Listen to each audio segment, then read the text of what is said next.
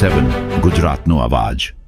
નમસ્કાર દર્શક મિત્રો, i7 ન્યૂઝ ગુજરાતીની સાથે હું છું આપની સાથે પાયલ બામભણિયા। તો જોઈએ આજના મહત્વના સમાચાર। ઝાલોદ તાલુકાની ધાવડિયા જિલ્લા પંચાયત સીટનું નામાંકન સરદાર વલ્લભભાઈ પટેલની મૂર્તિ પર ફુલાર પહેરાવી અને જિલ્લા પંચાયત સીટ ધાવડિયાનું ફોર્મ ભરવામાં આવ્યું।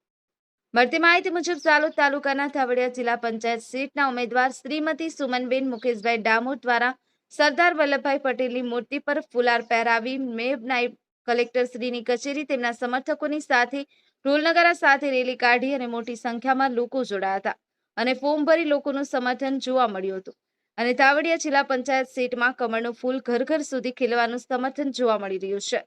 આ ફોર્મ ભરતી વખતે રેલી સ્વરૂપે વાહનોની લાંબી કતાર લાઈન જોવા મળે છે, જે બતાડે છે કે ધાવડિયા સીટનો ભગવો ધ્વજ લહેરાવશે તેવી પૂરેપૂરી શક્યતાઓ જોવાઈ રહી છે।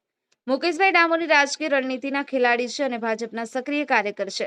ઝાલોદ તાલુકાના પૂર્વ પ્રમુખ ભાજપમાં રહી ચૂકેલા છે। અગાઉ પણ જિલ્લા પંચાયત સીટ ગામડીથી જીત હાંસલ કરેલી છે। Bureau chief Kalubhai Damor, i7 news Gujarati, Dahod.